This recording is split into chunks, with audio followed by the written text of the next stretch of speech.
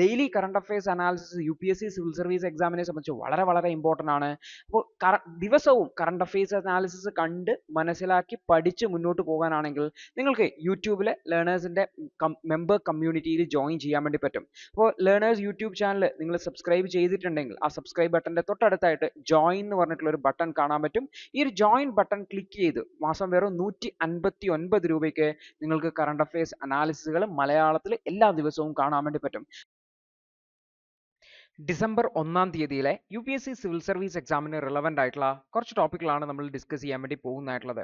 അതിൽ ആദ്യത്തേത് 13th national seat കോൺഗ്രസുമായി ബന്ധപ്പെട്ടുള്ള വാർത്തയാണ്. അപ്പോൾ ഓൾറെഡി നാഷണൽ സീറ്റ് കോൺഗ്രസ്സിൽ ചർച്ചകൾ നടക്കുന്ന കാര്യം നമ്മൾ കഴിഞ്ഞ ദിവസം തന്നെ ഡിസ്കസ് ചെയ്യുന്നുണ്ടായിരുന്നു.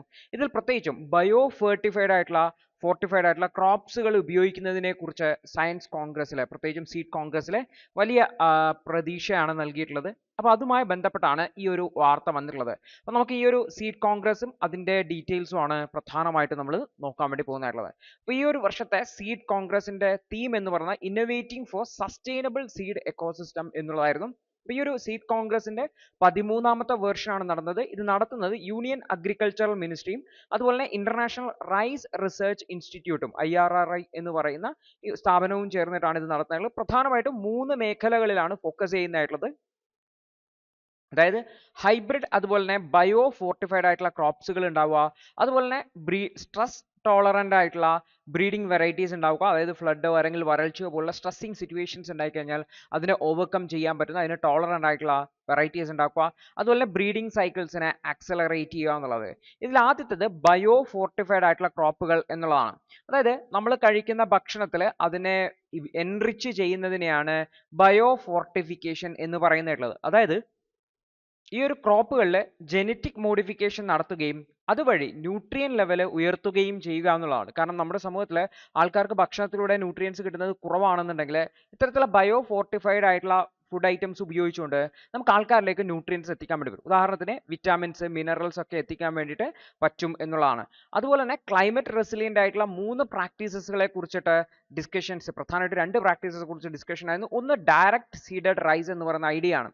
നിലവിൽ നെല്ല് കൃഷി ചെയ്യുന്ന സമയത്ത് ആദ്യം വിത്തുകൾ പാകിയതിന് ശേഷം മുളച്ചു വന്നതിന് ശേഷം ആ ചെടിയെ പറിച്ച് നടുന്ന ഒരു ട്രാൻസ്പ്ലാന്റ് ചെയ്തതിന് ശേഷമാണ് നിലവിൽ എന്ത് ചെയ്യുന്നതായിട്ടുള്ളത് നെല്ല് കൃഷി ചെയ്യുന്നത്. ഇല്ലെങ്കിൽ നമ്മൾ ഈ ഒരു ചെടിയെ നഴ്സറിയിൽ നിന്ന് വാങ്ങിയിട്ട് പ്ലാന്റ് ചെയ്യുകയാണ് ചെയ്യുന്നതായിട്ടുള്ളത്. അതിനു പകരം ഡയറക്റ്റ് സീഡഡ് റൈസ് എന്ന് പറയുന്ന ഐഡിയ ആണ്. ഡയറക്റ്റ് സീഡഡ് റൈസ് എന്ന് പറഞ്ഞാൽ നേരെ തന്നെ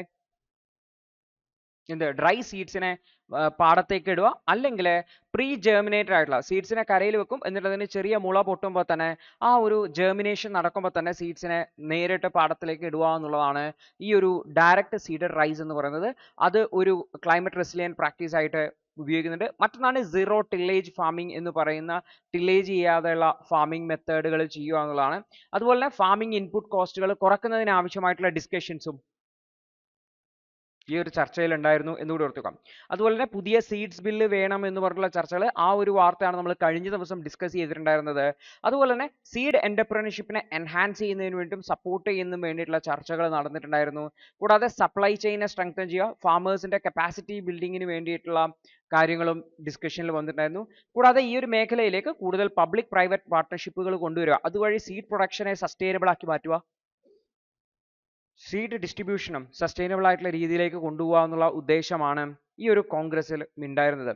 അപ്പോൾ UPയിൽ സീഡ് സിസ്റ്റംസിനെ കുറിച്ചുള്ള ഡിസ്കഷൻസ് ഉണ്ടായിരുന്നു. UPI ഉത്തർപ്രദേശിനെ ഒരു ക്വാളിറ്റി സീഡ് പ്രൊഡക്ഷൻ്റെ ഹബ്ബാക്കി മാറ്റുക എന്നുള്ള രീതിയിലാണ് ഡിസ്കഷൻ വന്നിട്ടുണ്ടായിരുന്നത്. അതായത് അവിടുത്തെ ഫാമേഴ്സിനെ എംപവർ ചെയ്യുക, അതിന് വേണ്ടിയിട്ടുള്ള സ്ട്രാറ്റജീസ് ഉണ്ടാക്കുക, അതുവഴി നല്ല സീഡ്സിൻ്റെ ആക്സസും അതുവഴി നല്ല പ്രൊഡക്ടിവിറ്റിയും പ്രോഫിറ്റബിലിറ്റിയും കർഷകരിലേക്ക് ഉണ്ടാക്കുക എന്നുള്ളതാണ് ഈ ഒരു ക്വാളിറ്റി സീഡ്സ് പ്രൊഡ്യൂസ് ചെയ്യുന്നതുകൊണ്ട് ഉദ്ദേശിക്കുന്നതായിട്ടുള്ളത്. അതുമായി ബന്ധപ്പെട്ട ഡിസ്കഷൻസിനെ എൻകറേജ് ചെയ്യാൻ വേണ്ടിയിട്ട് സീഡ് പാർക്കുകൾ ഉണ്ടാക്കുന്നതിന് വേണ്ടിയിട്ടും ഫാമേഴ്സിനെ അവരെ സീഡ് എന്റർപ്രണേഴ്സ് ആക്കി മാറ്റുന്നതിനും വേണ്ടിയിട്ടുള്ള സ്ട്രാറ്റജീസിനെ കുറിച്ചൊക്കെ ഡിസ്കഷൻസ് ഉണ്ടായിരുന്നു എന്നുകൂടി ഓർത്തു വയ്ക്കേണ്ടതായിട്ട്. പ്രധാനമായിട്ടും 3 കീ റെക്കമെൻഡേഷൻസ് ആണ് ഈ ഒരു 13th നാഷണൽ സീഡ് കോൺഗ്രസിൽ ഉണ്ടായത്. ഒന്ന്, ബയോ ഫോർട്ടിഫൈഡ് ആയിട്ടുള്ള റൈസ് സ്കൂളുകളിലെ ന്യൂട്രീഷൻ പ്രോഗ്രാമുകളിലേക്ക് എൻറോൾ ചെയ്യുക, സോ ദാറ്റ് നമ്മുടെ രാജ്യത്തെ മാൾ ന്യൂട്രീഷൻ എന്ന് പറയുന്ന പ്രശ്നത്തെ അഡ്രസ് ചെയ്യാൻ പറ്റും. നമ്മുടെ രാജ്യത്തെ കുട്ടികളിൽ ആവശ്യത്തിന് പോഷകാഹാരം ഇല്ലാത്തതിനാണ് മാൽ ന്യൂട്രീഷൻ എന്ന് പറയുന്നത്. അതിനെ അഡ്രസ് ചെയ്യാൻ വേണ്ടിയിട്ട് ഈ ഒരു ഫോർട്ടിഫൈഡ് റൈസുകൾ യൂസ് ചെയ്യുക. അതുപോലെ തന്നെ ഹൈബ്രിഡ് വെറൈറ്റീസ് ഓഫ് സീഡ്സിന്റെ പ്രൊമോഷനെ പ്രൊമോട്ട് ചെയ്യുക. കൂടാതെ ക്ലൈമറ്റ് റെസിലിയന്റ് ആയിട്ടുള്ള ഫാമിംഗ് പ്രാക്ടീസസ് കൃഷി രീതികൾ അഡോപ്റ്റ് ചെയ്യുന്നതിനും ആവശ്യമായിട്ടുള്ള സപ്പോർട്ട് നൽകുക. ഇങ്ങനെ പ്രധാനപ്പെട്ട 3 റെക്കമെൻഡേഷൻസ് ആണ് ഈ ഒരു സീഡ് കോൺഗ്രസിൽ ഉണ്ടായിട്ടുള്ളതെന്നും കൂടി ഓർത്തു വെക്കേണ്ടതാണ്. അടുത്തൊരു വാർത്ത നോയിസ് പൊല്യൂഷനെ കുറിച്ചാണ്. നമ്മൾ എയർ പൊല്യൂഷനെ കുറിച്ചിട്ട് ഒരുപാട് ചർച്ചകൾ നടത്തുന്നുണ്ട്, പ്രത്യേകിച്ചും ഡൽഹിയിലും ഒക്കെ. അതിന്റെ കൂടെ തന്നെ വളരെ പ്രധാനപ്പെട്ട ഒരു സംഭവമാണ് നോയിസ് പൊല്യൂഷൻ എന്ന് പറയുന്നതായിട്ടുള്ളത്, ശബ്ദ മലിനീകരണം എന്നുള്ളത്. അപ്പോൾ ഈ ഒരു ശബ്ദ മലിനീകരണം ചെവിയെ കാര്യമായിട്ട് ബാധിക്കുന്നുണ്ട് എന്നാണ് ഓതർ ഇവിടെ പറയുന്നതായിട്ടുള്ളത്. അപ്പൊ നമുക്ക് നോക്കാം എന്താണ് ശബ്ദ മലിനീകരണം, എന്താണ് അതിന്റെ ഇമ്പാക്റ്റ് തുടങ്ങിയിട്ടുള്ള ദി ഹിന്ദുവിന്റെ ഇന്നത്തെ വിശകലനം കണ്ടതിന് നന്ദി. നിങ്ങൾക്ക് ഇത് സഹായകരമായെന്ന് വിശ്വസിക്കുന്നു.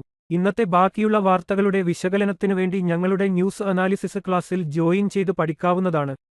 ഒരു മാസം വെറും 159 രൂപയ്ക്ക് നിങ്ങളുടെ UPSC തയ്യാറെടുപ്പിന് ആവശ്യമായ എല്ലാ പ്രധാന വിശദാംശങ്ങളും ഉൾക്കൊള്ളുന്ന ഒരു സമഗ്രമായ ന്യൂസ് അനാലിസിസ് നിങ്ങൾക്ക് മലയാളത്തിൽ ലഭിക്കും.